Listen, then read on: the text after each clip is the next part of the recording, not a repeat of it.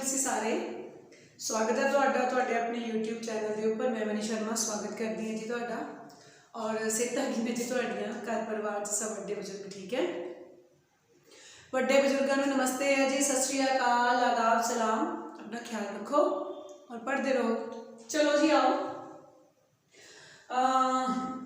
वैदिक एज रह गया जी कुछ बच्चों का, और कई दिनों तो कह रहे हैं कि वैदिक एज टॉपिक रह गया है जी, है ना।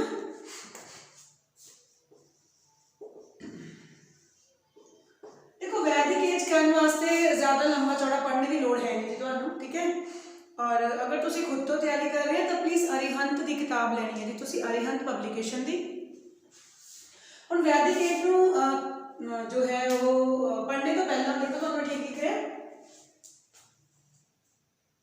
थोड़ा इधर हो गया। चलो वैदिक एज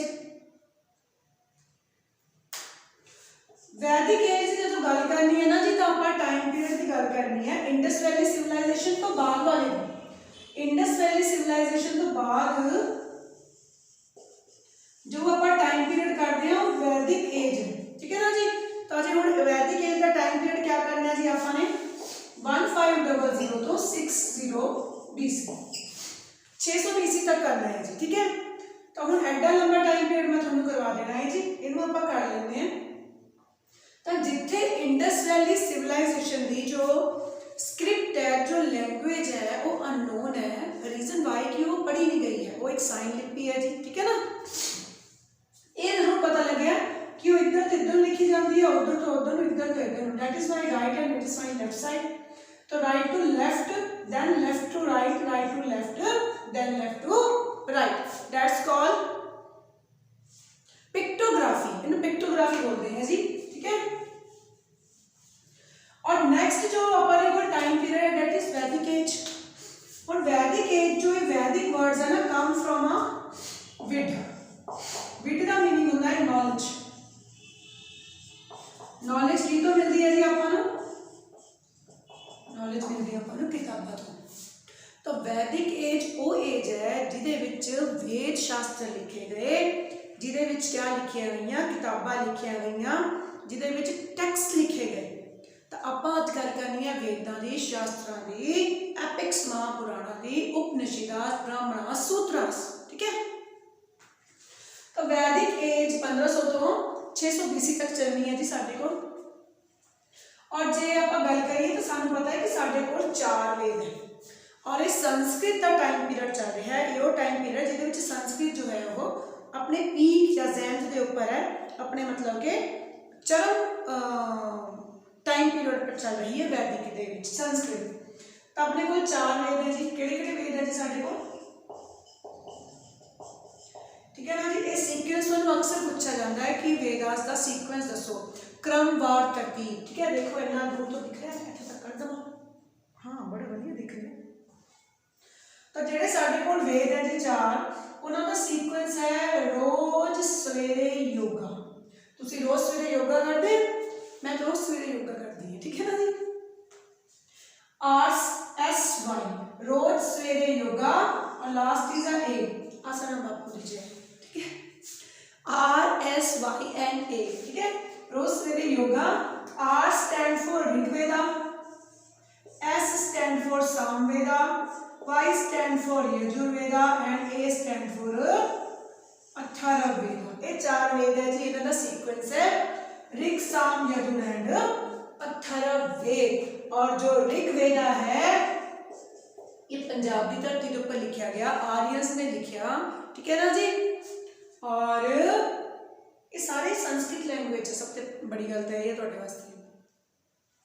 और ये सब तो ओल्डेस्ट बुक है जी ऋग्वेदा साडी कोल, ठीक है ना। हुण इहदे चों क्वेश्चन तुहानूं क्या आ जाता है कि जो ऋग्वेदा है इनमें साफ लगिया करन, नाल दे नाल लिख लो गई है। ये जो ऋग्वेदा है जी, अगर क्वेश्चन आए कि ऋग्वेद के ऊपर किहड़े 1-2 क्वेश्चन आए, CGL SSC के विच ऐसे क्वेश्चन अक्सर देखने को मिलते हैं तुहानूं। तो जो ऋग्वेदा है ना जी, इहदे विच 10 मंडल है टोटल, 10 मंडल्स। मंडल्स क्या होने, तुसी यूनिट कह सकते हैं, ठीक है ना। तो 10 मंडल्स है ऋग्वेदा दे विच। और भैया जो मंडल नंबर 3 है उहदे विच ਵਿੱਚੋਂ ਇੱਕ ਮੰਤਰ ਲਿੱਤਾ ਗਿਆ ਹੈ ਜੀ। ਅਕਸਰ क्वेश्चन चाहता है कि गायत्री मंत्र comes from which Vedas, not Upaveda is a वेद। ਕਿਹੜੇ वेद चों जो है वो गायत्री मंत्र लिया गया। तो गायत्री मंत्र पता किहड़ा है? ओम भूर्भुवस्सुः तत्सवितुर्वरेण्यं भर्गो देवस्य धीमहि धियो यो नः प्रचोदयात्। गायत्री मंत्र ऋग्वेद चो लिखा गया, मंडल नंबर 3 चो। ठीक है। और क्वेश्चन नेक्स्ट ये है कि गायत्री मंत्र केड़े भगवान लिए जो है वो गाया जाता है? तो गायत्री मंत्र सूर्य भगवान को जो है वो समर्पित है, शिवा नहीं। तो सूर्य भगवान को क्या है भैया? गायत्री मंत्र आप रिप्रेजेंट कर दिया, उनको समर्पित है तुम्हारा सूर्य भगवान। तो गायत्री मंत्र जो है वो मंडल नंबर 3 जो लिखता है। क्लियर है? अब जो इंपॉर्टेंट कॉन्सेप्ट है मंडल नंबर 10th मंडल 10वें मंडल विच वर्ण सिस्टम है। वर्ण सिस्टम जानते हैं? अब तुसी कहोगे मैम हाँ जी कास्ट सिस्टम। नो डियर, वर्ण और कास्ट सिस्टम च बड़ा अंतर है। वर्ण सिस्टम क्या है? समाज ਨੂੰ ਚਲਾਉਣ ਵਾਸਤੇ ਅਸੀਂ ਸਮਾਜ ਨੂੰ 4 ਵਰਗਾਂ ਦੇ ਵਿੱਚ ਵੰਡ ਲਿਆ, ਦੈਟਸ ਕਾਲਡ ਵਰਨ। ਠੀਕ ਹੈ। ਸਾਡੇ ਕੋਲ 4 ਵਰਨ ਹੈ। ਕਿਹੜੇ ਕਿਹੜੇ ਵਰਨ ਹੈ ਜੀ? ਸਾਡੇ ਕੋਲ 4। ਉਹ ਕਮਿਊਨਿਟੀ जो पढ़ाई लिखाई का काम करेगी, जो रिटन टैक्स का काम करेगी, उन्होंने ब्राह्मणास कहा जाएगा। और जो वॉरियर्स होंगे डेट्स कॉल क्षत्रिय क्षत्रिय। थर्ड जो बिजनेस क्लास होंगे डेट्स कॉल वैश्य। और जो बाकी स्किल्स वाले काम करेंगे डेट्स कॉल शूद्रास। ये कोई ऊपर नहीं है कोई नीवा नहीं है, एक काम करने के अनुसार आपने क्या कर लिया है जी, इन्होंने डिवाइड कर लिया है जी। तो वर्ण सिस्टम ऋग्वेद दे विच है, पर ये सबसे इंपॉर्टेंट गल है कि रिजिड नहीं है। रिजिड मतलब कि जटिल नहीं है, कट्टर नहीं है। इसका मतलब ये नहीं कि ब्राह्मण का बच्चा ब्राह्मण या वैश्य का बच्चा वैश्य, नो। ठीक है ना जी। तो ऋग्वेद जो वर्ण सिस्टम है जी। और नेक्स्ट क्वेश्चन क्या है भैया? सामवेद। हुण ये जो जिस टाइम पीरियड की मैं गल कर रही है, ये मंत्रा के अपने रुके हुए हैं? नहीं जी, इन्हां दा एंजॉयमेंट का भी काम हुंदा और ये क्या करते? म्यूजिक भी सुनते। तो भैया सामवेदा। तो इन्हां दे डीजे वाले बाबू कौन है? सामवेदा है जी। The book of music, the book of melodies the Samaveda. अगर क्वेश्चन कोई भी राग चो आ जाए, ठीक है ना जी सॉरी, अगर क्वेश्चन किसी भी राग चो आ जाए तो तुसी जो है वो सामवेदा टिक करोगे जी। Book of music, book of melodies Samaveda. Question की में आया था ध्रुपद राग कम्स फ्रॉम विच वेदा।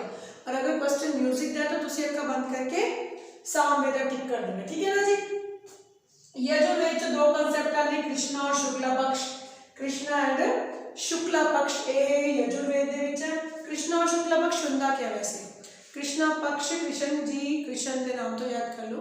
कृष्ण का नाम सांवला जाए तो कृष्णा पक्ष जो है वो अमावस्या और शुक्ला पक्ष का मतलब होता पूर्णिमा। और अथर्व वेदांत ब्लैक चार्म्स की गल है, जिथे अपने ऋग्वेद दे विच मंत्रां दी गल है, उत्थे हिंदू धर्म च तंत्र भी किते ना किते एग्जिस्ट करदे हैं। ठीक है। इन्ना आंदा नहीं है डीपली। अगर तुसी सिविल सर्विसेज वास्ते तैयारी कर रहे हैं फिर चलो मानती है कि इन्ना डीपली पूछा जाए। आम अक्सर जो हल्के पेपर हैं उन्होंने दे विच इन्ना डीपली नहीं पूछा जाता।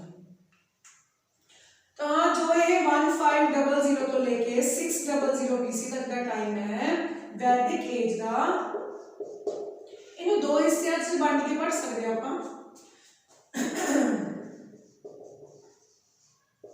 एक तो ये और दूसरा ये वाला।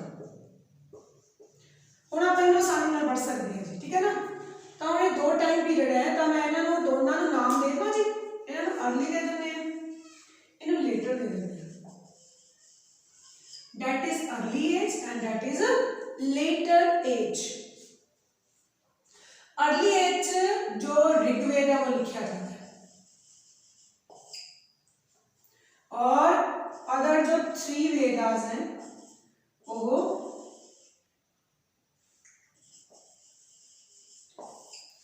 लेटर एज लिखी जानी है। क्लियर है ना। और भैया 1000 में हम जो है वो लोहे की खोज कर लेंगे। लोहे की डिस्कवरी जो है वो 1000 में हो जाएगी। भैया ये वॉरियर्स हैं, तो ये लड़ने के लिए जाएंगे तो ये जो है वो लोहे को डिस्कवर कर लेंगे। ये अक्सर ही क्वेश्चन आ जाता है तुमको। तो अर्ली एज में क्या हुआ भैया, एक ऋग्वेद ही लिखा गया। तो जो वर्ण सिस्टम है वो रिजिड नहीं है अर्ली एज में, पर वही वर्ण सिस्टम रिजिड हो जाएगा लेटर एज में। इसमें क्या हो जाएगा कि ब्राह्मण का बेटा ब्राह्मण, शूद्र का शूद्र, वैश्य का वैश्य, ठीक है ना, ये रिजिड हो जाएगा बाय बर्थ। तो उसके बाद नेक्स्ट क्वेश्चन जो आपके लिए आता है जी, वो कॉन्सेप्ट है, इसको मैं लिख लो, इसको मैं नोट कर दूंगी।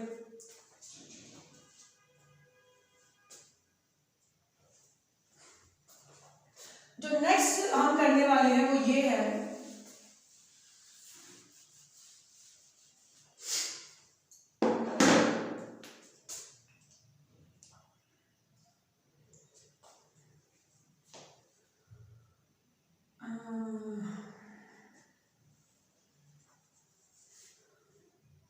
तो ऐसे याद कर लो कि मेरी दो बेटियां हैं, वो ट्विंस हैं। एक का नाम है श्रुति, एक का नाम है समृति। लिखें जरा, लिटरेचर लिख देती हूं पर, दैट इज श्रुति एंड समृति। समृति स्मरण, संस्मरण, याद, मेमोरी। क्लियर होगी बात? जो टेक्स्ट हमारे पास याद किए गए हैं, जो लिखे होंगे वही याद होंगे ना। जो मैन रिटन है वो स्मृति कैटेगरी में आते हैं, और जो टेक्स्ट श्रुति, श्रुति सुनना, वेरी गुड। तो भाई ये कहा जाता है कि जो वेदास हैं इनको किसी ने लिखा नहीं है, ये भगवान की रचना है। तो जैसे बाबा नानक की जो बाणी है हम उसको बोलते हैं कि भैया तुरती बाणी है ना। और जो हजरत मोहम्मद साहब को रमजान के महीने में आयत हुई थी उसको लिख के उन्होंने कुरान लिखा, उसको सुन के उन्होंने कुरान लिखा। तो आप समझ सकते हैं मैं आपको क्या बताना चाह रही हूँ कि श्रुति वो टेक्स्ट जिनका राइटर हमारे पास नहीं है और वो भगवान ही उनका राइटर है, ठीक है ना जी, दैवी शक्ति। और जिनके राइटर हमारे पास हैं दैट इज समृति, क्योंकि हम उनको याद कर रहे हैं। अगर हमारे पास रिटन फॉर्म में वो जो है वो लिखे हुए हैं किसी ने, जिनके राइटर मेरे को पता है। तो क्वेश्चन आपके लिए ये है, जो 4 वेदास है वो किस में आएंगे, श्रुति में या समृति में? उनका राइटर हमारे पास नहीं है तो वो श्रुति में आएंगे। तो समृति के एक एग्जांपल मैं आपको दूं, मनु समृति। एक मनु ऋषि है, उन्होंने मनु समृति दी है, फर्स्ट लॉ बुक मनु समृति, ठीक है ना जी।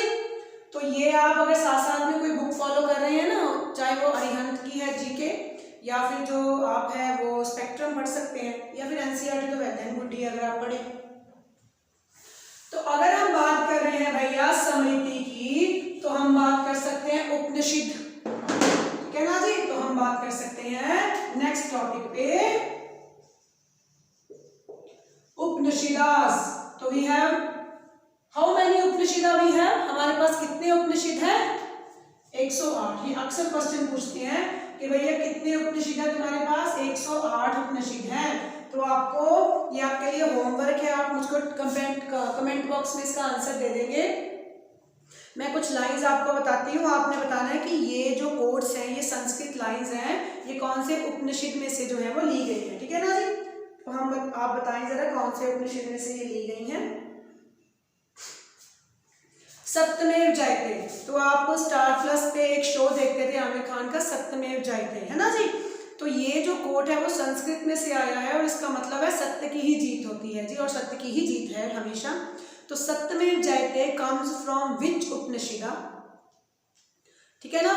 तो सत्यमेव जयते कौन से उपनिषद में से लिया गया है? मुंडाक्का उपनिषद। चलो इसका आंसर मैं आपके लिए खुद ही दे देती हूँ, मुंडाक्का उपनिषद में से सत्यमेव जयते लिया गया है, ठीक है ना जी। और दूसरा है अतिथि देवो भव। अतिथि देवो भव, जब तुम्हारे घर में, आपके घर में कोई मेहमान आता है तो हम कहते हैं भैया मेहमान तो भगवान का रूप है। तो अतिथि देवो भव कम्स फ्रॉम तैत्तिरीय उपनिषद, तैत्तिरीय उपनिषद में से ये लिया गया है, ठीक है। होमवर्क तो मैंने करवा दिया आपको, है ना। चलो बढ़िया हो गया, वैसे भी आपने मुझे पता है कुछ करना नहीं है, तो आपके लिए एक दिए जा रही हूँ, तो इसका आंसर कमेंट बॉक्स में अगर देंगे तो बड़ा अच्छा लगेगा। आपके स्कूल डायरी पे भी लिखा होता है, अक्सर स्कूलों में ये कोट मिल जाता है, तमसो माँ ज्योति रंग में, तमसो माँ ज्योति रंग में, ये जो कोट है कम्स फ्रॉम विच उपनिषद, ठीक है ना, ये आप ही बताएंगे। तो ये उपनिषद की बात चली, ठीक है ना जी, इससे बाहर कभी पेपर में नहीं आता। और जो नेक्स्ट हम टॉपिक करने वाले हैं दैट इज एपिक। एपिक क्या होते हैं? एपिक होते हैं हमारे पास पुराण। तो हमारे पास दो ही एपिक हैं, एक है महाभारत, दूसरा है रामायण। महाभारत और दूसरा है रामायण। तो जो महाभारत बुक है इसको पंचवेदा भी कहा जाता है। पंचवेदा मतलब पांचवा वेद कहा जाता है, पर है नहीं, वेद हमारे पास चार ही है। तो महाभारत के और एक आध नाम है, इसको जय संहिता भी बोला जाता है, पंचवेदा भी बोला जाता है।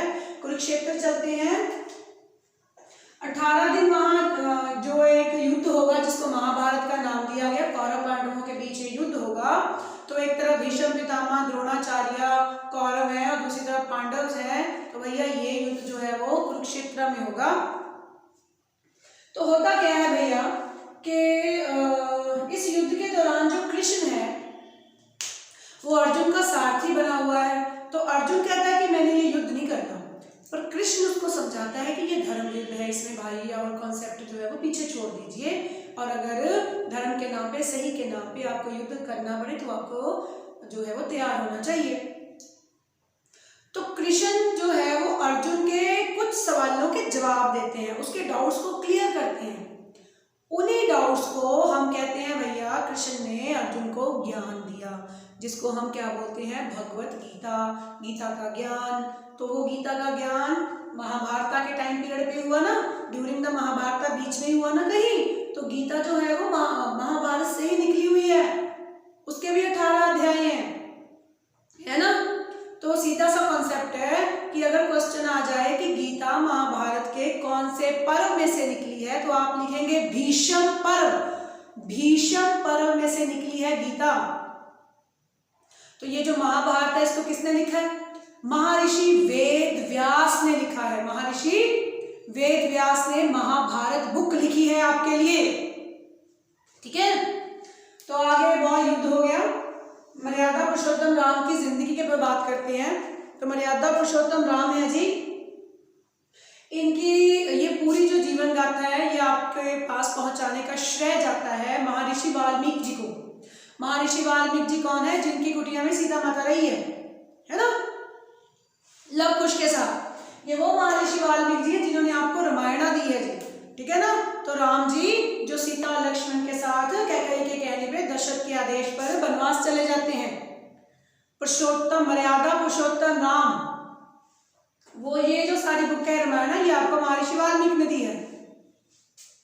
अभी क्वेश्चन आएगा कि रामचरितमानस किसने लिखा है? तो वो तुलसीदास है। रामचरितमानस तुलसीदास और रामायण महर्षि वाल्मीकि जी। क्लियर है? गुड। तो आप खुद से भी अगर कोई बुक पढ़ रहे हैं तो मेरा लेक्चर देखने के बाद उस बुक के पन्नों को जरा पलटें, अब आपको वो लेसन जो है वो आसान लगेगा, काफी आसान लगेगा भाई प्यारो। तो आपका ये वैदिक एज जो है वो हो गया है। एंड नेक्स्ट जो वीडियो है वो मैं डालूंगी प्लासी और बैटल की लड़ाई पे, जो बंगाल का कॉन्सेप्ट रहा, वो भी एक बच्चों का मिस हो गया है लेक्चर, है ना। कल डाल दूंगी बेटा, आज के लिए इतना ही है, ठीक है ना। कल जो है हम कर लेंगे वो जो ईस्ट इंडिया कंपनी बंगाल पे कैसे आती है ना, बक्सर और प्लासी की लड़ाई, फिर हैदर अली कर लेंगे, और हैदर अली के बाद जो है बस उसमें इतना सही करेंगे, ठीक है। कल करवा दूंगी, आज थोड़ा टाइम कम है और मेरी थोड़ी हेल्थ भी इशू में है। तो ये आपका वैदिक एज हो गया मेरा बेटा, अपना ध्यान रखना है और थोड़ा खुद से भी पढ़ो। और अगर किसी बच्चे को इंडिविजुअल कोचिंग चाहिए, अगर कोई चंडीगढ़ मोहाली में है और उसको इंडिविजुअल कोचिंग चाहिए, जैसे कि मैथ की चाहिए या साइकोलॉजी की चाहिए, रीट सी-टेट के लिए, एच-टेट के लिए, और किसी भी सब्जेक्ट को अगर अलग से पढ़ना उसमें ना, तो वो भी अवेलेबल है। तो आप मेरे को कॉल कर सकते हैं उसके लिए, मेरा नंबर आपके पास है ही।